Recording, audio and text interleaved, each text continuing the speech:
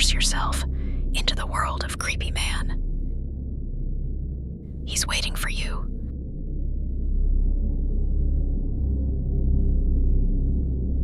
I never thought I'd be the type to believe in the supernatural. Ghosts, monsters, all that. It was just nonsense to me. I mean, sure, I liked a good scary movie or a campfire tale like anyone else, but deep down, I always figured it was just people letting their imaginations get the best of them. But then something happened. Something I still can't explain to this day. And believe me, I've tried. My name's Jake, and what I'm about to tell you isn't a story I share lightly. It's something I've kept to myself for years, mostly because it's hard to talk about, but also because, well, who would believe me? I'll never forget that camping trip. It was supposed to be just me, my dad, and our dog Kodak. An adventure we'd planned for years but never got around to. I was 17, eager to get away from everything for a while. My dad thought this trip would be good for us, a chance to bond before I went off to college next year. We drove out to the middle of nowhere, a dense, isolated forest my dad had found online. It was supposed to be peaceful, tranquil, but looking back, I realize how wrong we were. We arrived in the early evening, the sun dipping low behind the trees, casting long shadows across the forest floor. Kodak, our golden retriever, was restless, more so than usual. His tail wagged, but his ears were pricked, like he was listening to something we couldn't hear. I brushed it off, thinking it was just excitement. My dad set up the tent while I gathered firewood, and soon we had a cozy fire crackling. The world around us was quiet, too quiet. As the night wore on, I started noticing how unnaturally still everything seemed. No wind, no rustling leaves, no sounds of birds or animals. Kodak sat beside me, his body tense, ears perked and eyes fixed on the darkening woods. My dad joked that it was just the deep forest, that we weren't used to the quiet. But this was more than quiet. It was like the forest was holding its breath. It was around midnight when I first heard it. Footsteps, light but deliberate, circling our campsite. I thought it was an animal at first, maybe a deer or a raccoon. But then I realized the sound was too steady, too human.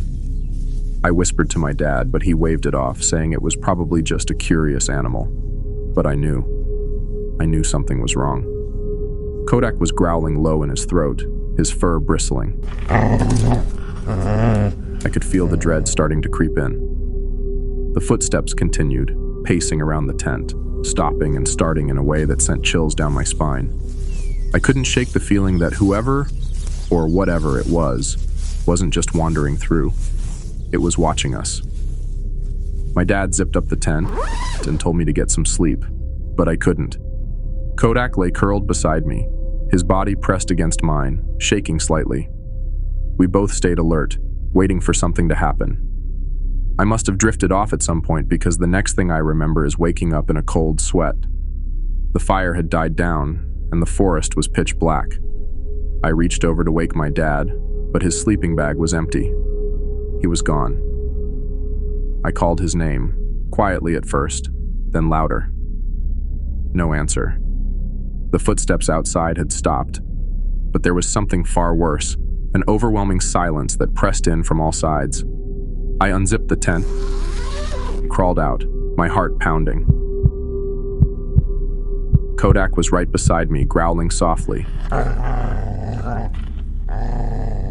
his eyes fixed on the tree line. My dad was nowhere to be seen. I scanned the campsite, looking for any sign of him, but there was nothing. Just the faint glow of the embers and the oppressive blackness of the woods. That's when I saw her, a pale, ghostly figure, standing just beyond the reach of the dying fire's light. Her long, dark hair flowed unnaturally, and she wore a tattered white dress that seemed to flutter despite the stillness around her. She stood there motionless, but I could feel her gaze burning into me. I froze, my breath caught in my throat. Kodak's growls grew louder, but he didn't move from my side. The ghostly figure stood there motionless, and then she started to slowly, almost deliberately, step toward us. My heart pounded so hard I thought it would burst out of my chest. I backed up, stumbling over my own feet, but Kodak lunged forward, barking furiously. I grabbed his collar, trying to pull him back, but he wouldn't budge. I don't know how long I stood there, frozen in place, watching as she approached. It felt like hours, but it could have been only seconds. I was shaking so badly that I nearly fell. The figure stopped just a few feet away, and I could finally make out her shape. Her eyes were hollow, her face twisted in a way that was both sorrowful and terrifying. Her long, bony arms reached out toward me, fingers curled unnaturally as if she wanted to grab me. I bolted. I didn't even think. I just ran, pulling Kodak with me as we sprinted through the trees. I didn't know where I was going, just away from that thing. I could hear her behind me, her footsteps soft but unnerving, matching mine. Every time I looked back, she was closer, moving in ways no living thing should be able to move. I don't remember how long I ran. It felt like forever, the woods stretching on endlessly. I was exhausted, barely able to keep going, but the terror kept me moving. Kodak was still with me, his breathing heavy but steady. We eventually reached a small clearing, and I collapsed to my knees, gasping for air. The ghostly figure was gone. For the moment, I thought we were safe. But that's when I heard it again. The footsteps, slow and deliberate, circling the clearing. There was no escaping her. No matter how far I ran, she would follow. I pulled Kodak close, trying to calm his frantic panting. I didn't know what to do. My dad was still missing, and there was no sign of him anywhere. The ghost had stopped moving again, standing just at the edge of the clearing, watching us. It didn't make a sound, but I could feel her presence, her cold, unrelenting hunger. I don't remember much after that. I must have passed out from exhaustion, because the next thing I knew, it was morning. The sun had risen, casting long beams of light through the trees. Kodak was still by my side, but my dad, he was gone. No tracks, no sign of a struggle. Nothing. It was like he had simply vanished. I searched the forest for hours, but there was no trace of him. The police never found anything either. It's been years since that night, and I've never gone back to those woods. I can't. The thought of it makes my skin crawl. I don't know what I saw, or what happened to my dad, but I know one thing for sure. Something was out there that night. Something evil. And it took him. I still hear the footsteps sometimes, in my dreams, and every time I do, I wake up in a cold sweat, Kodak lying beside me, growling into the darkness. And that's the story of the night everything changed for me. Even now, I still don't know what really happened in those woods, but one thing's for sure.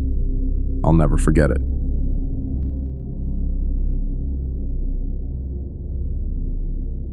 You don't need to know my name, but you need to know this story, especially if you've ever had the urge to explore an abandoned place.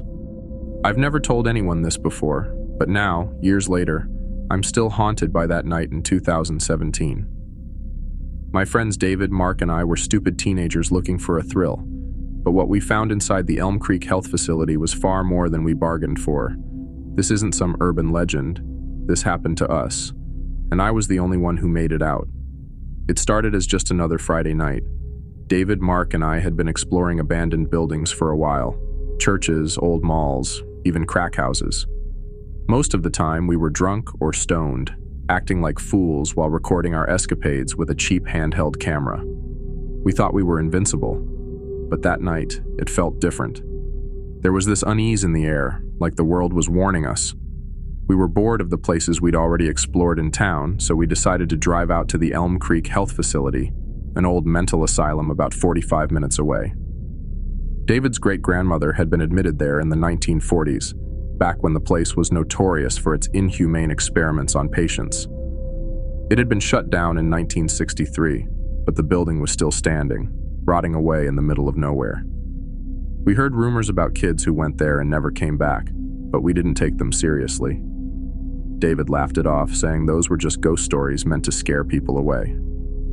Mark was excited, talking about how it would make the perfect video for our group chat. I didn't say anything. but deep down, I had a bad feeling. Still, I didn't want to be the one to chicken out. The rain was coming down hard as we pulled off the highway and onto the dirt road that led to the facility. It was one of those narrow, unmarked roads, surrounded by thick woods that seemed to swallow the light. The further we went, the quieter it got. The rain stopped hitting the car roof, and it was like we had entered a different world. A world where nothing moved, and time stood still. As we drove toward the Elm Creek Health Facility, the radio in the car started acting up. Static hissed through the speakers, followed by faint, distorted voices. At first, we thought it was interference from the storm, but then the voices became clearer. A woman's voice whispered, "Turn back," while a child's voice sobbed softly in the background. David tried to turn the radio off, but it wouldn't stop.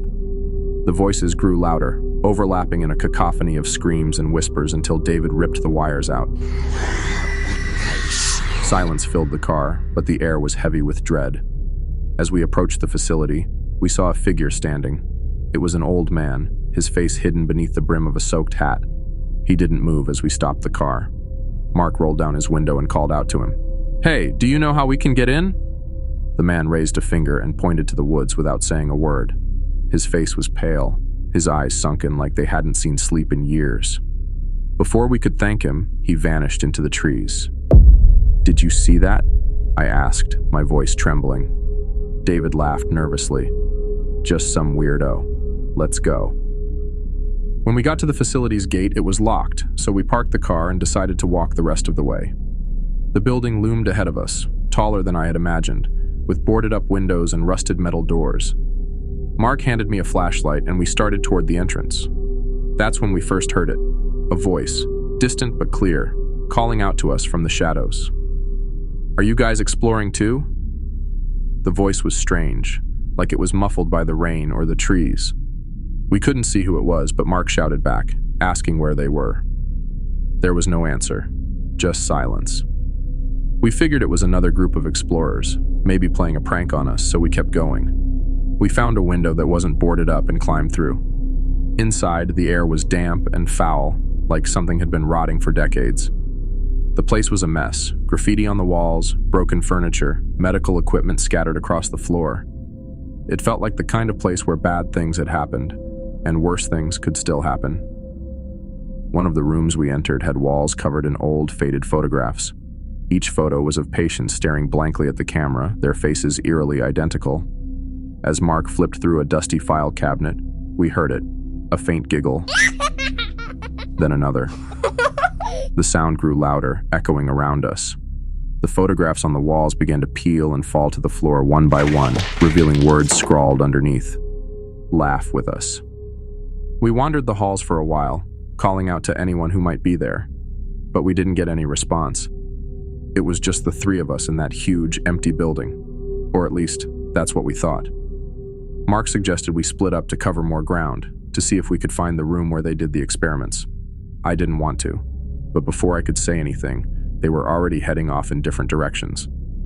While exploring alone, I found a door at the end of a hallway that wasn't on the map Mark had brought.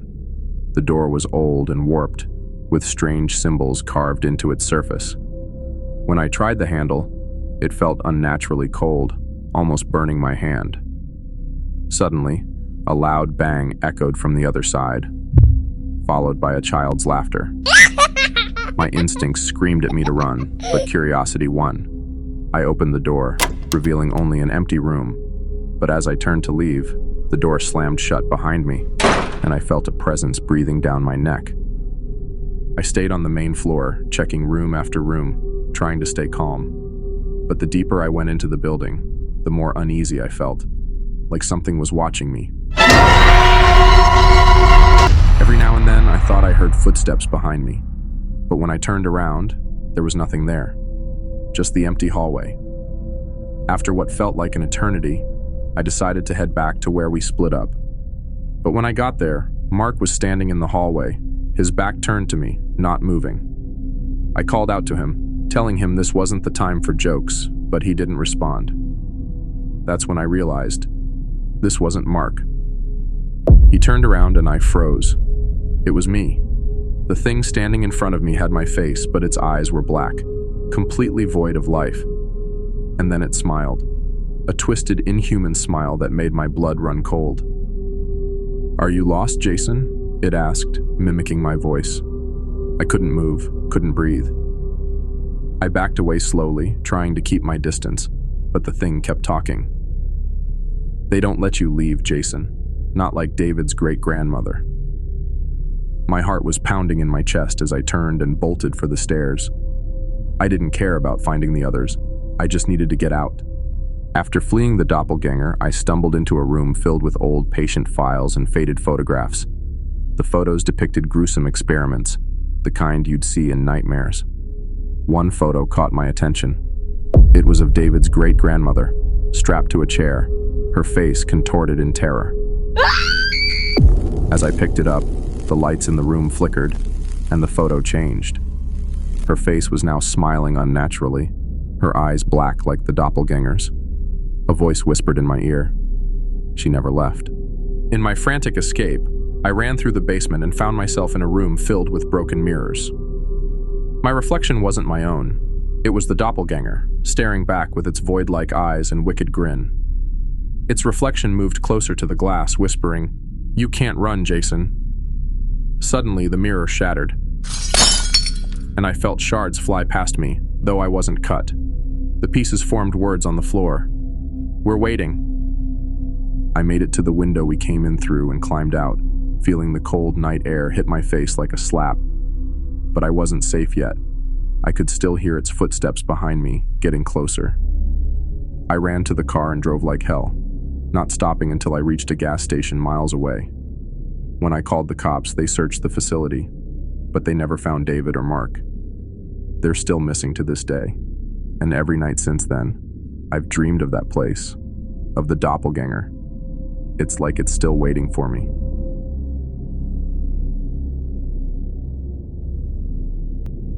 I never imagined that one day I'd hear a story so terrifying, so unbelievable that it would shake me to my core. I've been working as an anchor for years now, interviewing all kinds of people, actors, politicians, musicians, you name it. I've always prided myself on being able to stay calm and composed, no matter the guest or the topic. But nothing could have prepared me for the spine-chilling story told by the celebrity, Cyrus, during one of our interviews. What started as a simple question about paranormal experiences led to a harrowing tale that left me questioning everything. Cyrus had recently bought a beautiful house in the heart of London, a modern villa built on old land. She said everything seemed normal at first, but from the very first day she moved in, she started having strange, vivid dreams of ghostly figures. At first, she shrugged them off as stress or exhaustion, but what happened next would change her life forever. What you're about to hear is her story, The Haunting of Cyrus. After Cyrus moves into the house, she notices strange things even before her sister's arrival. One morning, she finds scratches on the mirror in her bedroom. The marks resemble letters, almost forming words, but they are too faint to decipher. She dismisses it as a coincidence, but every time she cleans the mirror, the scratches return, more defined than before. A few months passed, and Cyrus found herself wrapped up in her busy schedule. She was supposed to visit her sister back home, but due to the promotion of her new movie, she couldn't make the trip. Instead, her sister decided to visit her in London. The night before her sister arrives, Cyrus receives a phone call from an unknown number. When she picks up, there is static on the line, followed by a child's whisper, "Would you like to play?" The line goes dead. Her attempts to call back result in a message. "The number you dialed is not a working number. Please check the number and dial again." The moment her sister arrived at the house, she felt something was off, like a dark cloud hanging over the place. She couldn't shake the feeling of an unseen presence lurking in the corners, watching. On the second night of her stay, Cyrus's sister hears knocking from inside the closet in her room. When she opens the door, she finds an old tattered doll sitting on the top shelf. Neither of them owns a doll, and they decide to throw it out. But the next morning, the doll is back, this time sitting in the middle of the living room. The following day, as Cyrus was preparing breakfast, she heard her sister scream from the bathroom. Cyrus rushed to the door, banging it open, only to be greeted by a thick cloud of steam that billowed out. As the steam cleared, she saw her sister lying unconscious on the floor, her skin red and blistered as though she had been burned by scalding water. Cyrus rushed her sister to the hospital, where she slowly regained consciousness. Her sister explained that she had wanted to take a cold shower, but after a few moments, the tap had twisted on its own, turning the water scorching hot. Panicked, she had tried to get out, but that's when she saw it. A ghostly figure, partially visible through the steam, watching her with cold, lifeless eyes. Cyrus was confused. She had lived in the house for months and never encountered anything like that. She dismissed the sighting as her sister's overactive imagination brought on by the shock of the situation, but something deep inside her couldn't shake the eerie feeling left behind by the event. That evening, Cyrus hears tapping at her bedroom window. Her house is on the second floor and there's no tree nearby. When she cautiously pulls back the curtain, she sees a small handprint smudged on the glass. The handprint is impossibly high, as if made by someone floating outside. The next day, Cyrus found herself alone at home, still processing everything that had happened. She decided to take a relaxing bath to clear her mind. As she stood under the shower, the faint sound of a child giggling reached her ears. Startled, she brushed it off as her imagination playing tricks on her. But the feeling of being watched grew stronger with each passing second. Suddenly, she felt a soft tap on her shoulder. Her heart raced as she turned around, but there was no one there. Just as she was about to brush it off, the steam around her began to dissolve. Standing in the mist was a small child, a girl no older than 4, staring at her with a sinister smile that sent chills down her spine. Summoning all her courage, Cyrus slowly stepped toward the ghostly child. But just as she reached out, the girl turned and ran. Without thinking, Cyrus chased her through the hallway, but the girl suddenly vanished into thin air, leaving nothing but an icy chill in the air. Terrified, Cyrus knew she couldn't stay in that house any longer. Cyrus decides to leave. The entire house comes alive. Lights flicker, doors slam shut, and whispers echo through the walls. As she grabs her suitcase, the child appears one last time, blocking the doorway. The girl speaks in a chilling voice. "You can't leave. This is my home now." Cyrus musters her courage, shouts, "You're not real," and throws the doll at the ghost. The child vanishes, leaving behind only the echo of her laughter.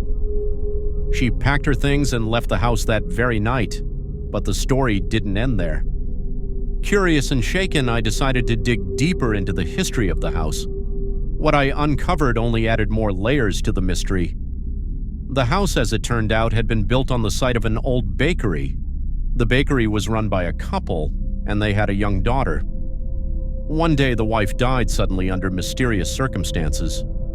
Heartbroken, the husband abandoned the bakery and their business crumbled. The man also passed away not long after, leaving behind their daughter, who vanished shortly after his death. To this day, no one knows what happened to the little girl.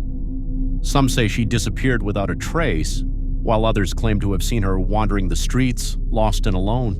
As I pieced together the story, it became clear that the spirit haunting Cyrus's house might very well be the lost child of the bakery owners.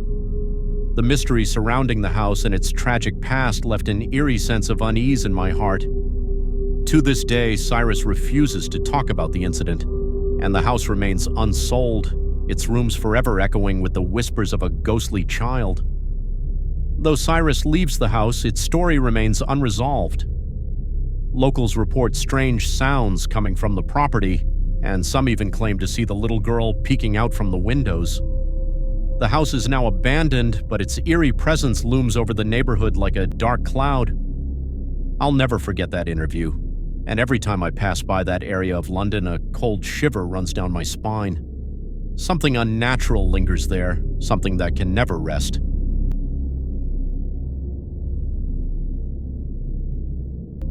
Tonight, we delve into the unsettling journey of Emily, a college student who discovers that some vintage treasures are better left untouched. Dim the lights, brace yourselves, and let the darkness unfold. Emily had just moved from the serene mountains of Vermont to the bustling city of Chicago to attend college. She found herself in a cozy but slightly aged apartment located about 30 minutes from her campus. Her parents, who had come to help her settle in, spent the next 2 days setting up her new home. During the move, they stumbled upon a weathered cardboard box left by the previous tenant, which they set aside, dismissing it as junk. As Emily's parents prepared to leave, her mom paused at the door, holding her tightly. "I feel uneasy leaving you here," she confessed, her voice trembling. Emily brushed it off with a smile, unaware of the events that would soon turn her life into a living nightmare. 3 days after her parents left, Emily noticed the neglected cardboard box while cleaning her balcony for a small party she had planned.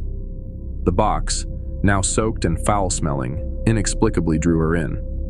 Inside, she found a vintage camera and an old roll of film. Intrigued, she discarded the film and loaded the camera with fresh film, eager to test it. As she examined the camera, she noticed faint initials carved into its metal body, JK. A strange, cold breeze swept through her closed apartment, sending shivers down her spine.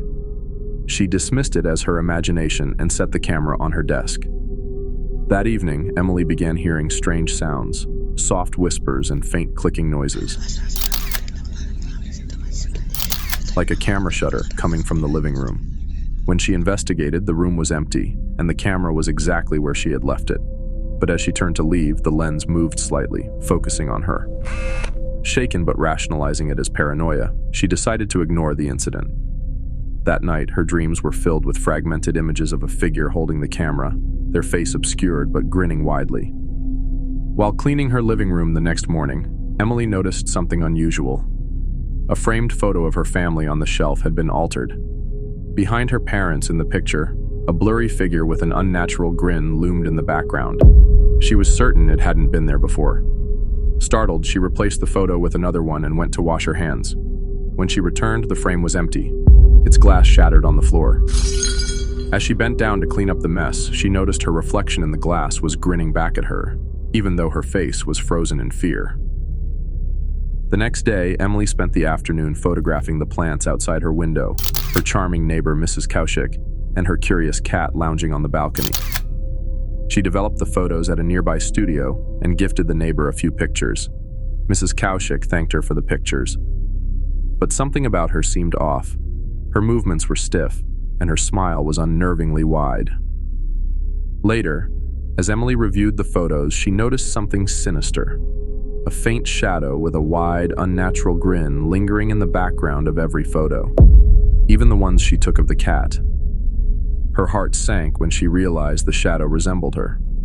Determined to test the camera further, Emily snapped a photo of herself in the mirror. As the camera clicked, the mirror cracked violently,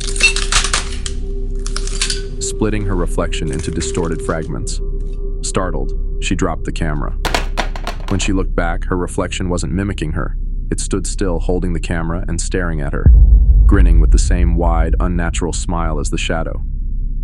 Terrified, she covered the mirror and left the room, but the sound of muffled laughter followed her down the hallway. Later that day, Emily took the elevator to visit her landlord to inquire about the box left in her apartment. The elevator lights flickered as it ascended. Suddenly, the cabin jolted to a stop, leaving her trapped between floors. As she pressed the emergency button, she caught sight of her own reflection in the metallic doors. It was distorted, with hollow eyes and a wide grin. Panicking, she looked away, only to hear the faint sound of a camera shutter clicking behind her. When the elevator finally moved again, she bolted out, her hands trembling. That night, Emily dreamed of Mrs. Kaushik standing on her balcony with an unnerving grin. Suddenly, shadowy hands emerged from behind her, holding a shard of glass and pulling her into the darkness. Emily woke up drenched in sweat, only to find Mrs. Kaushik's cat pacing around her bed. The room bore faint blood-like stains on the walls and floor. The following evening, as Emily prepared dinner, the lights flickered, plunging the apartment into darkness. She grabbed her phone and turned on the flashlight, only to see shadowy figures darting across the walls. The figures seemed to converge near the vintage camera, which emitted a faint, unnatural glow. Emily was jolted awake by a loud banging on her front door. Peeking through the peephole, she saw Mrs. Kaushik standing outside, her face pale and her grin unnaturally wide. Emily hesitated, but before she could act, Mrs. Kaushik whispered through the door, "It's too late, Emily. You're one of us now." Panicking, Emily backed away, but the banging grew louder. When she finally mustered the courage to open the door, no one was there. Only the faint sound of a camera shutter echoed in the hallway. The following morning, Emily reviewed the photos on the camera one last time. The shadowy figure was no longer in the background. It was now standing directly behind her in every image, its grin growing wider with each shot. The final photo showed her asleep in bed, with the figure leaning over her, holding the camera. Terrified, Emily ran to Mrs. Kaushik's apartment, but it was empty. The furniture was gone, and the room looked as though it hadn't been lived in for years. On the dusty floor, she found a single photo of herself standing on her balcony, smiling eerily.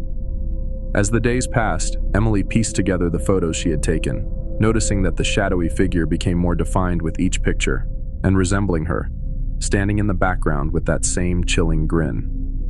The final photo showed Emily in her living room, holding the discarded roll of film, with Mrs. Kaushik and other shadowy figures grinning menacingly behind her. Panicking, Emily tried to destroy the camera by throwing it in the trash, but as soon as she did, it clicked on its own. The sound was followed by her phone buzzing with a notification.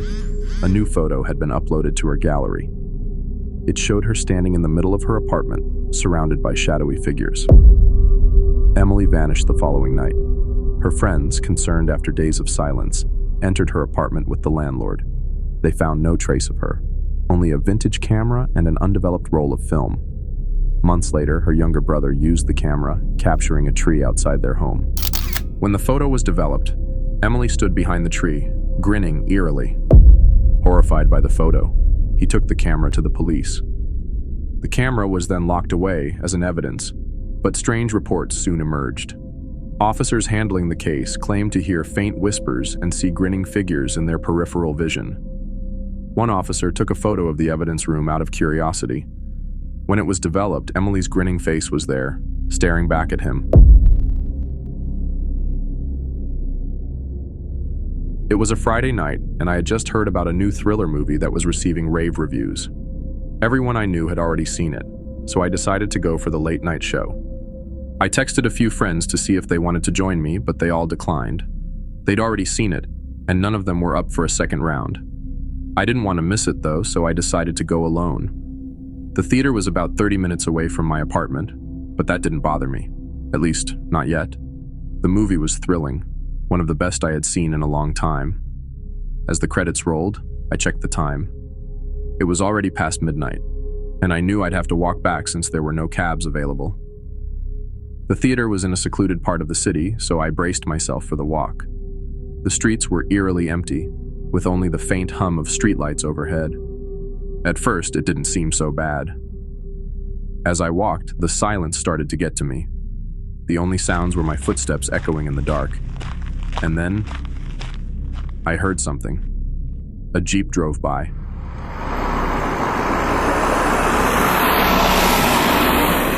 And the voices of men shouting at each other filled the air. It sounded like a heated argument, but I didn't pay much attention to it. I figured it was just some friends fighting. They passed quickly, the noise dying away into the distance, and I kept walking. After about 10 minutes, I noticed a group of dogs gathered along the road. At first, I thought they were just resting, but when I got closer, they all turned and stared at me. Their eyes glowed unnaturally in the darkness, and they started howling.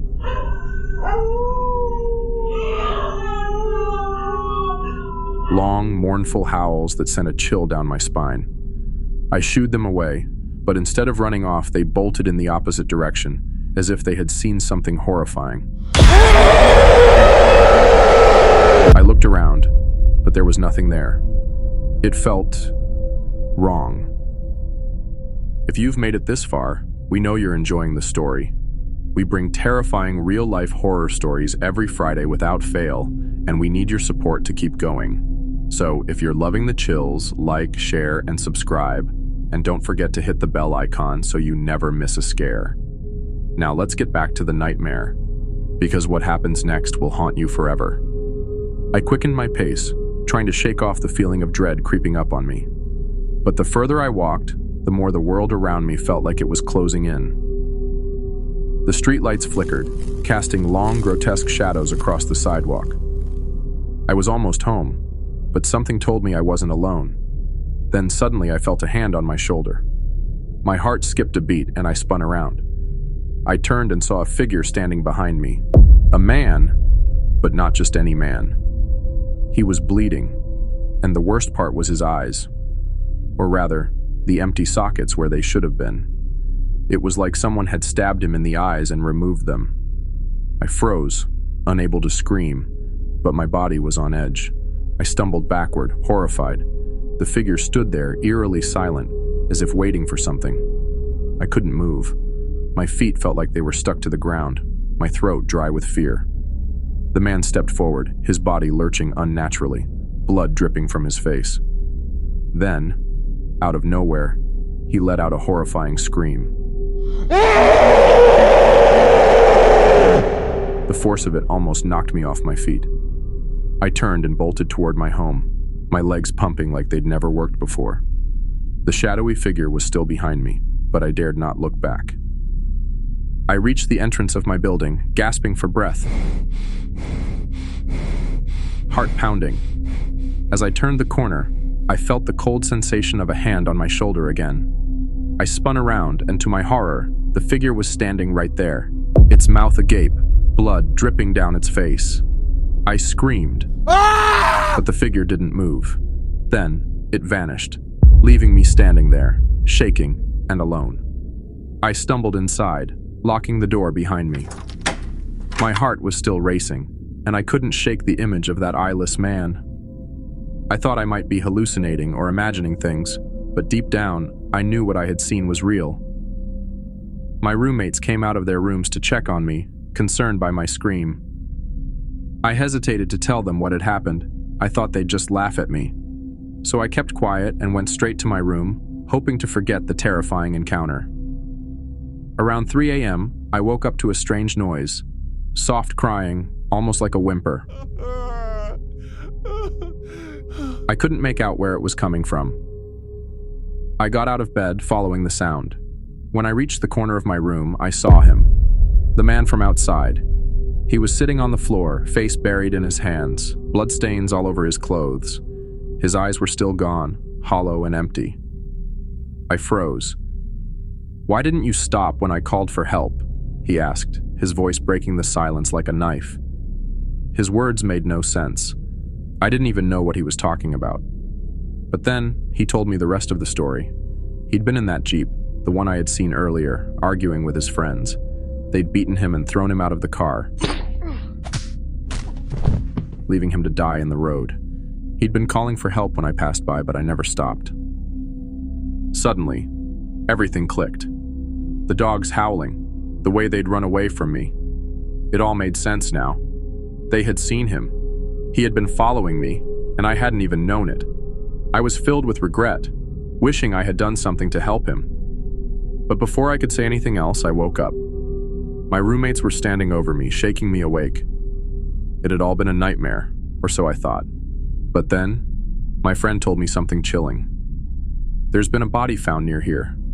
The police are investigating. I rushed to the scene, my heart racing, and when I saw the body, my blood ran cold. It was him, the same man I had seen in my dream. I could hardly believe it. The man I had seen wasn't just a figment of my imagination. He had died just hours before I had my dream. I don't go out late at night anymore. I don't walk down dark roads. I never want to see that eyeless figure again. But sometimes late at night, I hear his voice calling out, asking why I didn't stop. We hope you enjoyed this chilling story. Before you go, if you haven't subscribed yet, please do. And don't forget to hit that like button. Your likes help our videos reach more horror fans and motivate us to create even scarier content for you. And if you got a real-life horror story of your own, or one you've heard from someone, we'd love to hear it. Send your chilling encounter to mrcreepymanpod@gmail.com, and it might be featured in a future episode. Thank you for watching, and we'll see you in the next terrifying tale. Until then, stay safe and don't look behind you.